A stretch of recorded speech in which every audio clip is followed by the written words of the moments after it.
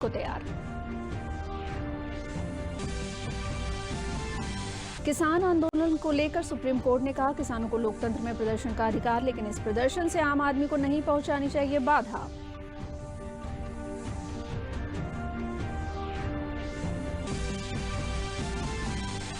मुख्यमंत्री योगी आदित्यनाथ ने किया किसानों से संवाद, कहा नए कृषि बिल से किसानों को नहीं होगा कोई नुकसान, विपक्ष भड़का रहा है किसानों को।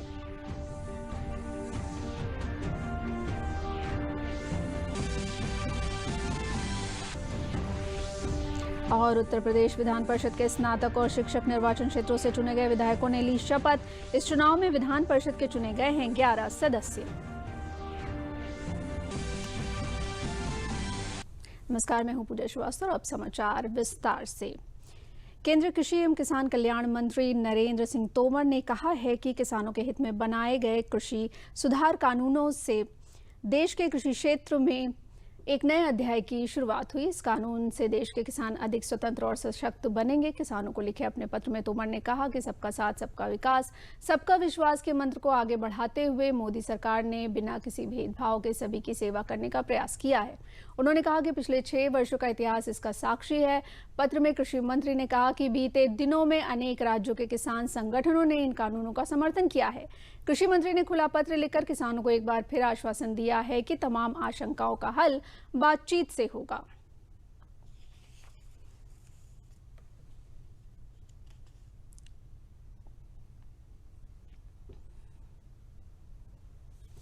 किसानों को लिखे गए खुले खत पर प्रधानमंत्री नरेंद्र मोदी ने ट्वीट किया। उन्होंने किसानों से कहा है कि वह इसे जरूर पढ़ें। कृषि मंत्री जी ने किसान भाई बहनों को पत्र लिखकर अपनी भावनाएं प्रकट की हैं, एक विनम्र संवाद करने का प्रयास किया है। सभी अन्नदाताओं से मेरा आग्रह है कि वह इसे जरूर पढ़ें।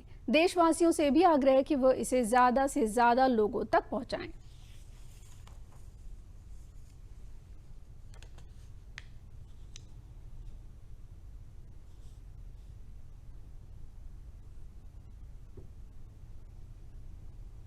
दिल्ली की सीमा पर किसानों का आंदोलन जारी है, जिसे लेकर सुप्रीम कोर्ट में किसानों के इस प्रदर्शन के खिलाफ जो याचिका दाखिल की गई थी, उस पर जब सुप्रीम कोर्ट ने सुनवाई की तो ये साफ किया कि किसानों को प्रदर्शन का अधिकार है, लेकिन उनके प्रदर्शन से किसी और की जिंदगी प्रभावित नहीं होनी चाहिए। साथ ही अदालत ने इस बात पर भी जोर दिया कि सिर्फ प्रदर्शन से कोई नतीजा नहीं निकलेगा, सरकार से संवाद होते रहना चाहिए।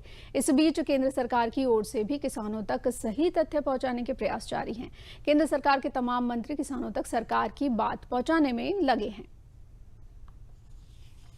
दिल्ली की सीमाओं पर जारी किसानों के आंदोलन के मसले पर गुरुवार को सुप्रीम कोर्ट में सुनवाई हुई। इस दौरान सुप्रीम कोर्ट के मुख्य न्यायाधीश ने साफ किया कि कोर्ट ने कानून के खिलाफ प्रदर्शन के अधिकार को मान्यता दी है।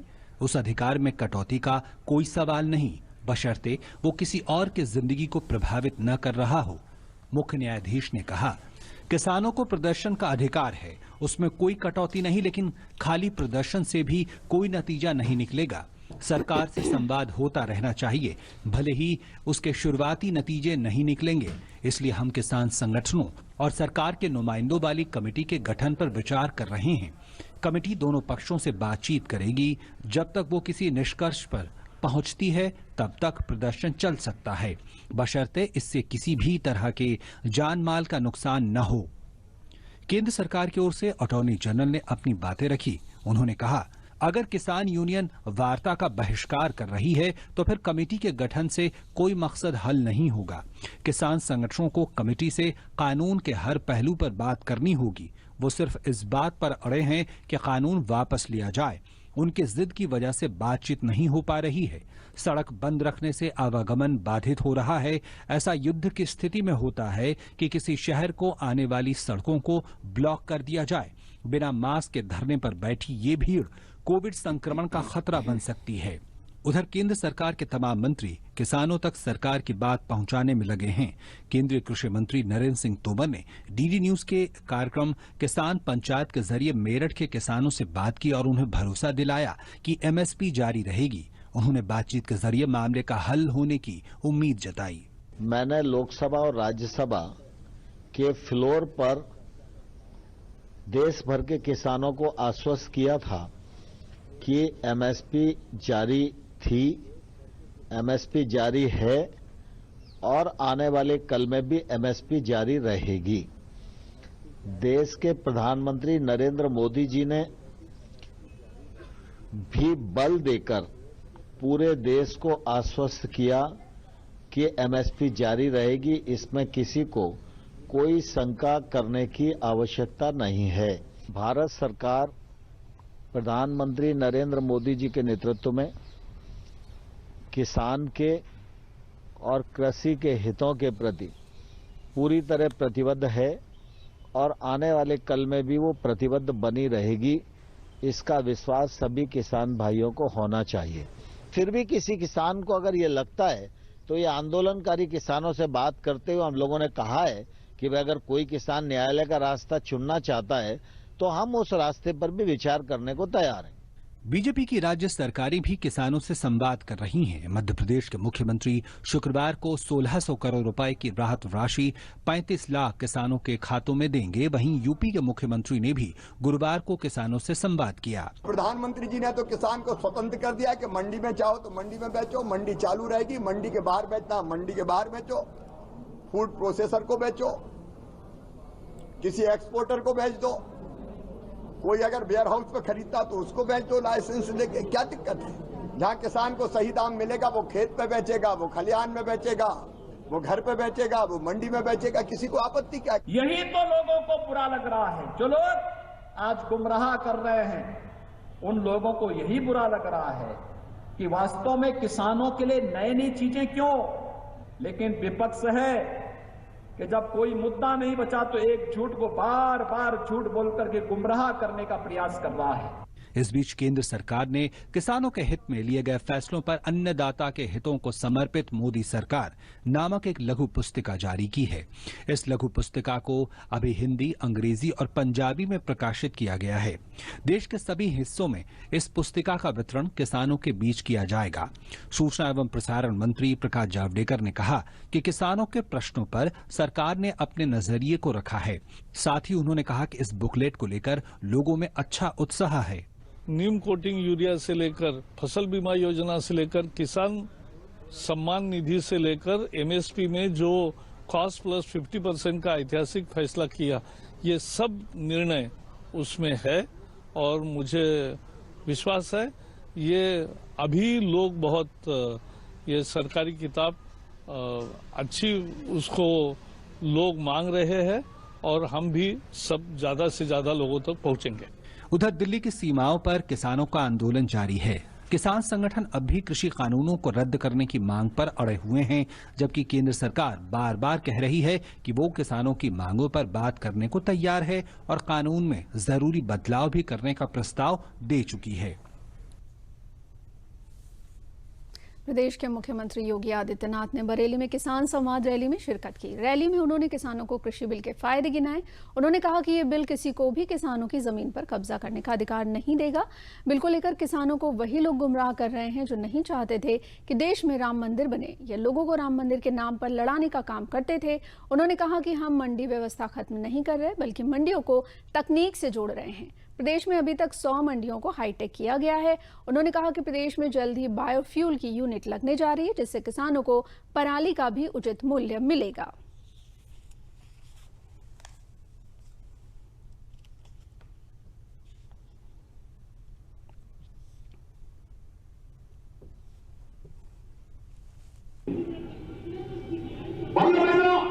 आप सब जानते हैं कि प्रधानमंत्री मोदी जी ने भी और केंद्रीय कृषि मंत्री जी ने बार बार कहा है कि कृषि संबंधी सुधार के लिए जो कानून भारत सरकार ने बनाए हैं यह किसानों की जमीनों को किसी को भी कब्जा करने की छूट नहीं देती है।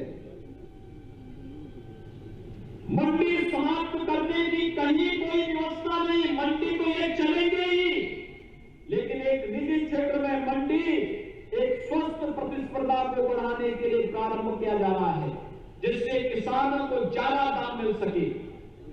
किसान अपनी उपज को मंडी के अलावा अगर कहीं बाहर बेचना चाहेगा उस पे किसी भी प्रकार का कोई टैक्स नहीं लगेगा। यह गारंटी देने की एक व्यवस्था इसमें की जा रही है। लेकिन भाइयों बहनों, गुमराह करने का प्रयास ये विपक्ष और कुछ चुनिंदा लोग जिन्हें भारत की प्रगति और किसानों की प्रगति और किसानों की खुशहाली अच्छी नहीं लग रही है, वे लगातार गुमराह करने का कार्य कर रहे हैं। भारतीय अंतरिक्ष अनुसंधान संगठन इसरो ने कल भारत का 42वां संचार उपग्रह सफलतापूर्वक लॉन्च कर दिया। यह उपग्रह आपदा प्रबंधन और इंटरनेट कनेक्टिविटी में मदद करेगा। कोविड-19 महामारी के दौरान इसरो की ओर से किया गया यह दूसरा प्रक्षेपण है। संचार उपग्रह स्टैंडर्ड सी बैंड में सेवा उपलब्ध कराने के उद्देश्य से तैयार किया गया है, जिसके दायरे में भारत की मुख्य भूमि और इसके साथ साथ अंडमान निकोबार और लक्षद्वीप द्वीप समूह भी होंगे।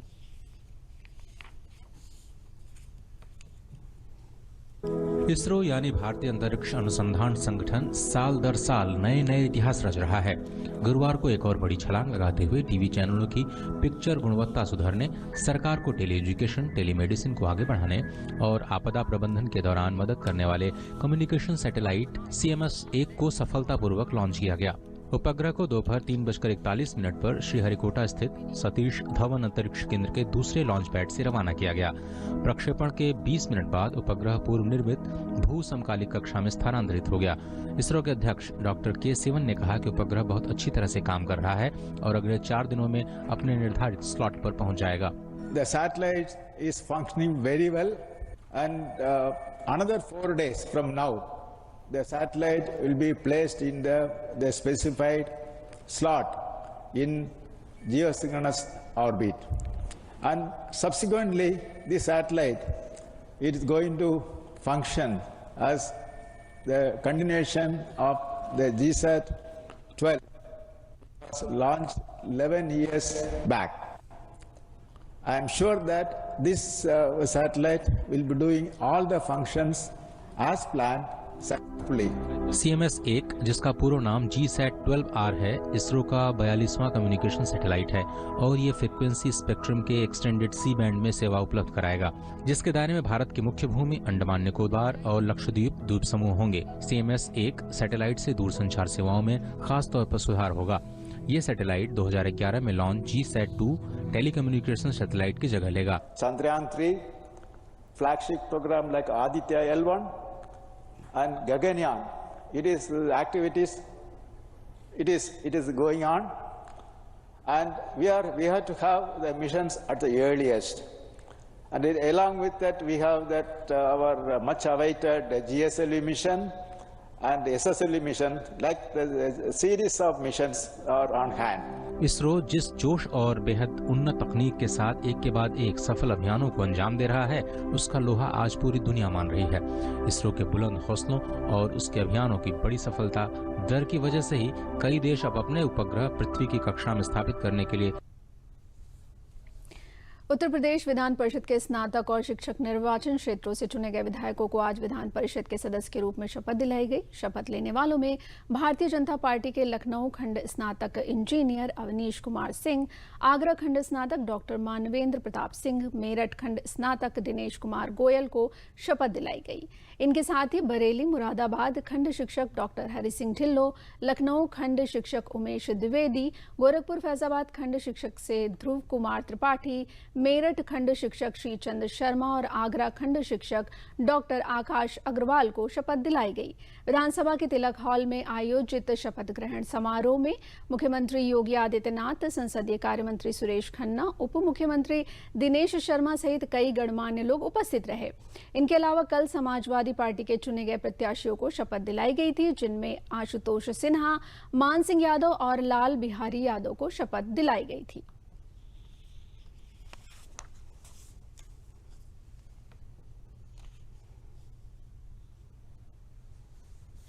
केंद्रीय मंत्री प्रकाश जावड़ेकर ने कांग्रेस नेता राहुल गांधी की रक्षा मामलों पर संसदीय समिति की बैठक से वॉकआउट करने पर उनकी कड़ी निंदा की है। उन्होंने कहा कि राहुल गांधी खुद पहले तो इन बैठकों से अनुपस्थित रहते हैं और उसके बाद सवाल करते हैं और संवैधानिक संस्थानों का अपमान करते हैं। राहुल गांधी कल रक्षा विषयक स्थायी समिति के बैठक से वॉकआउट कर गए। उनका कहना था कि महत्वपूर्ण विषयों के बदले छोटे छोटे विषय क्यों लिए जा रहे हैं। ये पहले अनुपस्थित रहेंगे, अपना जो एजेंडा चाहते हैं वो बताएंगे नहीं, और फिर अचानक 14 में से 2 ही बैठकों में आएंगे और बैठकों में आकर फिर ये कहेंगे कि महत्वपूर्ण विषयों की चर्चा नहीं हो रही है। ये सांसदीय प्रणाली को और संवैधानिक संस्थाओं का अपमान है। ये संवैधानिक संस्थाओं के लिए जिस तरह से उन्होंने काम किया है उसका ये परिचायक है, और जब पहले ऑर्डिनेंस फाड़ा था वो भी इसी का उदाहरण एक है। और इसलिए हम इस रवैये की भर्त्सना करते हैं और राहुल गांधी को संवैधानिक संस्थाओं का आदर करने सीखना चाहिए, नहीं तो लोकतंत्र में उनकी भूमिका और नगण्य होती जाएगी। भारत में कोरोना स्थिति के बारे में बात करें तो कोरोना के खिलाफ सरकार के सख्त कदमों की वजह से बेहतर नतीजे सामने आ रहे हैं। स्वास्थ्य और परिवार कल्याण मंत्रालय के मुताबिक देश में कोरोना वायरस महामारी से संक्रमित लोगों में से अब तक 95,20,000 से ज्यादा मरीज स्वस्थ हो चुके हैं। इसके बाद देश में रिकवरी रेट बढ़कर 95.40% हो गया है। वहीं कोविड से मृत्यु दर घटकर 1.45% रह गई है। पिछले 24 घंटों में 31,087 कोरोना मरीज ठीक हुए हैं।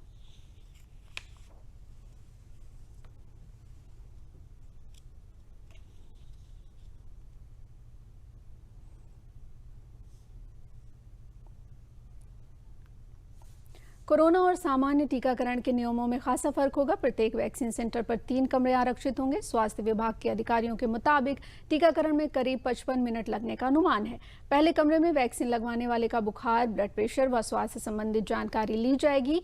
दूसरे कमरे में टीका लगाया जाएगा। टीके के बाद तीसरे कमरे में भेजा जाएगा, जहां पर विशेषज्ञ डॉक्टर और पैरामेडिकल स्टाफ जांच व निगरानी करेंगे।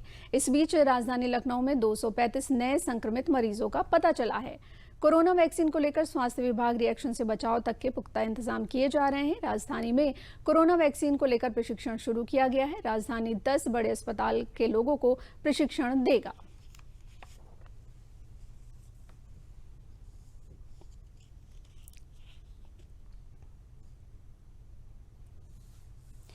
वहीं केंद्रीय राज्य मंत्री स्वास्थ्य एवं परिवार कल्याण भारत सरकार अश्विनी कुमार चौबे ने प्रयागराज के सर्किट हाउस के सभागार में एक प्रेस वार्ता को संबोधित किया। उन्होंने बताया कि प्रधानमंत्री नरेंद्र मोदी जी के नेतृत्व में कोविड-19 टीकाकरण का कार्य बड़ी तेजी से चल रहा है। हमारी सरकार वैक्सीन को लेकर एक वृहद कार्य योजना बनाई है, जिसमें पहले चरण में 30 करोड़ लोगों को 60 करोड़ टीके लगाए जाएंगे। प्रधानमंत्री नरेंद्र मोदी जी ने राज्यों के साथ आवश्यक बैठक कर ली है और कुछ ही महीनों के अंदर टीकाकरण का कार्य शुरू कर दिया जाएगा। ये कार्य बूथ स्तर तक किया जाएगा, जिससे कोई भी व्यक्ति बिना टीका के ना रह सके।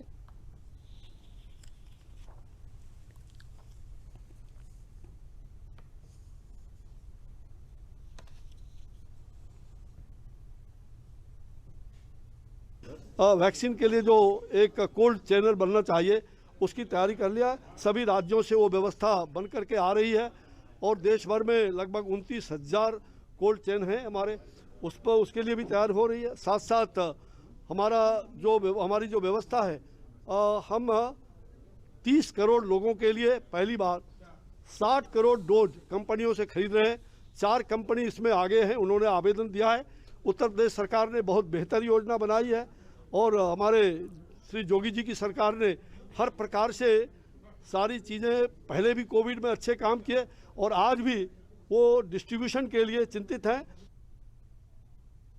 जनपद हापुड़ के धौलाना में केंद्रीय मंत्री जनरल वीके सिंह ने अमर जवान ज्योति कार्यक्रम में भाग लिया और शहीद मेजर महेंद्र सिंह की प्रतिमा पर माल्यार्पण किया।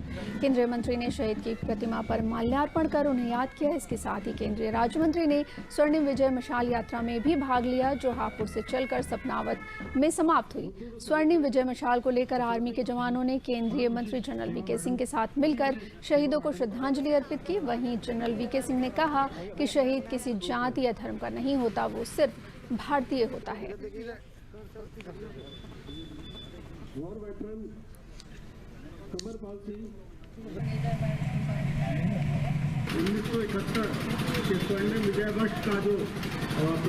ये प्रोग्राम स्वर्णिम वर्ष के रूप में हमारे जो 71 की लड़ाई है उसके 50 साल पूरे होने के बाद से उसको एक स्वर्ण विजय के रूप में हम मना रहे हैं।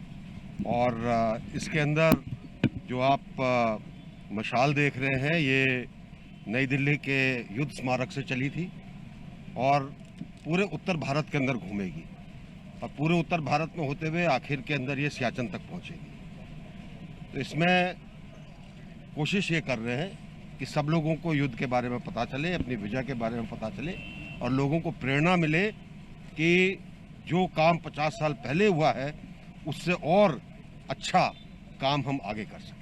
बांग्लादेश का जो युद्ध हुआ था उसके जो 50 साल पूरे हुए हैं, उस संदर्भ में सरकार की तरफ से ये हमारे ताऊजी स्वर्गीय महेंद्र सिंह जी का सम्मान किया जा रहा है और जनरल वीके सिंह साहब के द्वारा और अन्य फौजी भाई बंधुओं के द्वारा यहाँ पर उनका माल्यार्पण और उनका सम्मान किया गया।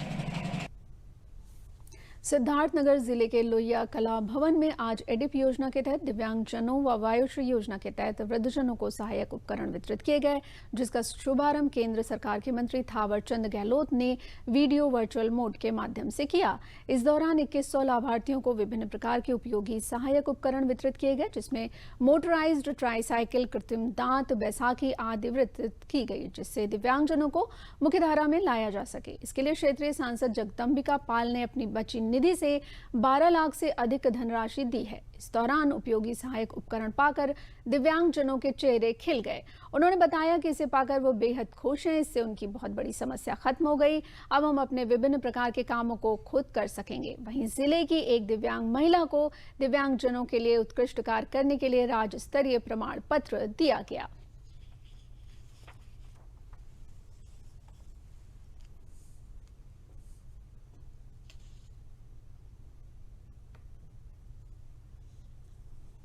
बहुत खुशी मिली है, बहुत ज़्यादा खुश हुआ हूँ क्योंकि वैसे चलना फिरना बहुत मुश्किल होता था और अभी हमारे लिए बहुत आसान हो गया। जो सरकार ने किया, बहुत अच्छा काम किए हैं, इससे मुझे बहुत खुशी मिली है। कुछ भी अपना कर सकता हूँ, मैं करके खा भी सकता हूँ इस पर, कुछ भी बिजनेस वगैरह, तो बहुत अच्छा लगा है मुझे।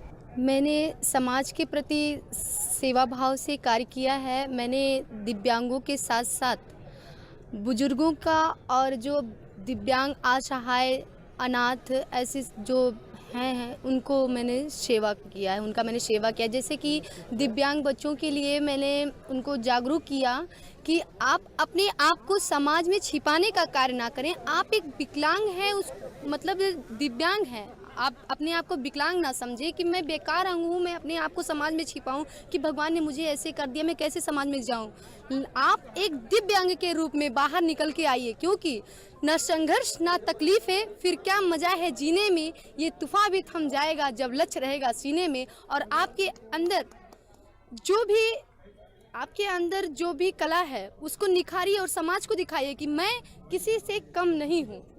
सिद्धार्थनगर के 107 ऐसे लोग जो 80% दिव्यांग हैं, जो खड़े नहीं हो सकते, उनको आज आपने देखा कि किस तरह से मोटराइज ट्राईसाइकिल दिया है, जिसमें 25,000 रुपया भारत सरकार ने दिया है, 12,000 रुपया हमने अपने बचे हुए सांसद निधि से दिया, और जिससे आज उनकी ज़िंदगी में एक नई ऊर्जा आएगी, स्वावलंबी होंगे। और उसमें जो बॉक्स लगाया गया है उससे वो दूध बेचने का काम या बार बेचने का काम कर सकते हैं, और जो बोझ थे वो घर के लिए सहयोग हो जाएंगे। प्रदेश के कृषि मंत्री सूर्य प्रताप शाही ने प्रयागराज के सिरसा नवीन मंडी मेजा रोड में कृषि विभाग के VGREI योजना के अंतर्गत निर्मित 1000 मीट्रिक टन क्षमता के अंतर्गत निर्मित बीज गोदाम का लोकार्पण किया। उसके बाद किसान गोष्ठी में किसानों को संबोधित करते हुए कृषि मंत्री ने कहा कि विभिन्न योजनाओं के अंतर्गत डिजिटल पेमेंट के कारण कृषकों का शोषण समाप्त हुआ है। उन्होंने कहा कि कृषि यंत्रों एवं अन्य समस्त कृषि निवेशों पर पहले आओ पहले पाओ के आधार पर अनुदान दिया जा रहा है, जिससे कृषकों को बिना किसी पक्षपात के सीधे लाभ प्राप्त हो रहा है। श्री शाही ने केंद्र सरकार द्वारा जारी 3 नए कृषि कानूनों के संबंध में कृषकों को जानकारी दी। उन्होंने सरकार की मंशा से अवगत कराया। उन्होंने कहा कि कृषकों को मंडी के 46 जिन्सों को मंडी शुल्क से मुक्त किया गया तथा किसानों को मंडी के अतिरिक्त अन्य बाजारों का विकल्प उपलब्ध कराकर उचित मूल्य दिलाने का प्रयास किया गया है। उन्होंने कहा कि प्रधानमंत्री किसान सम्मान निधि योजना के अंतर्गत जनपद में कुल 5,71,000 कृषकों को कुल 574 करोड़ रुपए RTGS के माध्यम से एवं कृषि ऋण मोचन योजना के तहत 58,368 कृषकों को लगभग 267 करोड़ रुपए ऑनलाइन माध्यम से प्रदान किया गया। अन्य अधिकारियों के अलावा कृषक गण उपस्थित रहे। जिनके नाम से अपने नाम से जमीन है, भले ही 3 डिसमिल जमीन हो, 5 डिसमिल जमीन हो, 50 डिसमिल जमीन हो, 5 एकड़ जमीन हो, हर किसान को और साथ साथ में यदि उसका खातेदार है तो उसके भी खाते में पैसा जाता है। ये कभी हुआ था 70 साल में? नीलम जी कभी आपने देखा था इसको? आपकी भी तो उम्र 35-40 साल के करीब होगी, ज्यादा है, तो कभी हुआ था? तो जो हुआ उसको हम पहचानना नहीं चाहते। आज आपकी इस प्रयागराज जनपद के भीतर मैंने देखा 5,71,095 किसानों को खातों में। बांदा जनपद के प्रसिद्ध 3 दिवसीय सिमोनी धाम मेले के अंतिम दिन अवधूत जी महाराज के दर्शन के लिए केंद्रीय स्वास्थ्य मंत्री हर्षवर्धन सिंह सिमोनी पहुंचे। उन्होंने मेला स्थल में बने विशाल मंदिर में दर्शन कर अवधूत महाराज का आशीर्वाद लिया। उन्होंने गांव में नवीन स्वास्थ्य केंद्र बनाए जाने के लिए जमीन का निरीक्षण भी किया। बांदा के सिमोनी धाम में हर वर्ष 15 से 17 दिसंबर तक अवधूत महाराज द्वारा 3 दिवसीय मेले का आयोजन किया जाता है। इस मेले में पूरे देश से दूर दूर से आए साधु संतों और श्रद्धालुओं ने भंडारे में प्रसाद ग्रहण किया। भारी भीड़ को देखते हुए प्रशासन द्वारा मेला क्षेत्र में सुरक्षा के कड़े इंतजाम किए गए थे।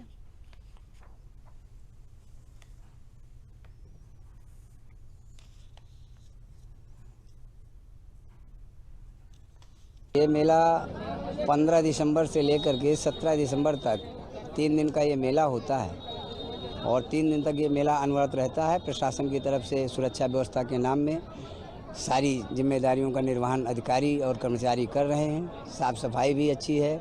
स्वामी जी के भंडारे में भी लोग जाकर के अच्छे तरीके से प्रसाद ले रहे हैं और मेले का आनंद ले रहे हैं। दिल्ली और आसपास के इलाकों में कल मध्यरात्रि के करीब 4.2 तीव्रता के भूकंप के झटके महसूस किए गए। मध्यम तीव्रता के भूकंप के कारण लोग अपने घरों से बाहर आ गए। भूकंप का अधिकेंद्र हरियाणा के गुड़गांव से 48 किलोमीटर दक्षिण पश्चिम में स्थित था। कल रात 11:45 पर आया भूकंप 7.5 किलोमीटर की गहराई पर स्थित था। दिल्ली और आसपास के इलाकों में कुछ सेकंडों तक तगड़े झटके महसूस किए गए। भूकंप के कारण किसी तरह के जान माल के नुकसान की खबर नहीं है।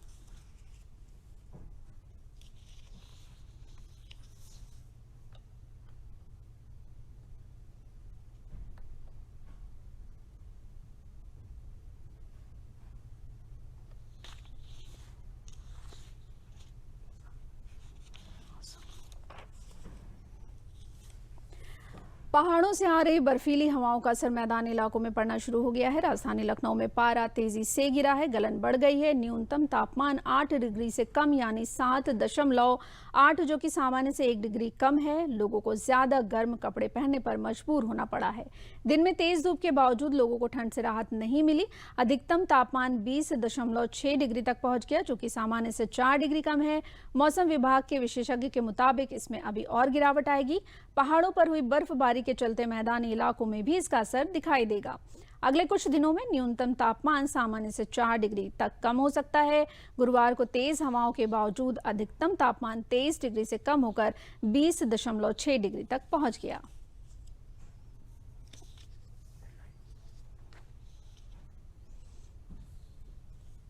अंत में प्रमुख समाचार एक बार फिर। कृषि मंत्री नरेंद्र सिंह तोमर ने अन्नदाता किसानों को लिखी चिट्ठी का एमएसपी नहीं होगी खत्म, सरकार लिखित आश्वासन को तैयार। साथ ही कहा किसानों की आशंकाओं को दूर करने के लिए हर बातचीत को तैयार।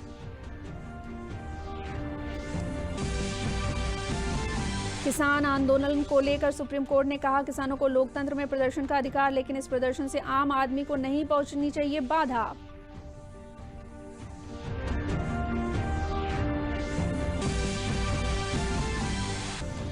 मुख्यमंत्री योगी आदित्यनाथ ने किया किसानों से संवाद, कहा नए कृषि बिल से किसानों को नहीं होगा कोई नुकसान। विपक्ष भड़का रहा है किसानों को।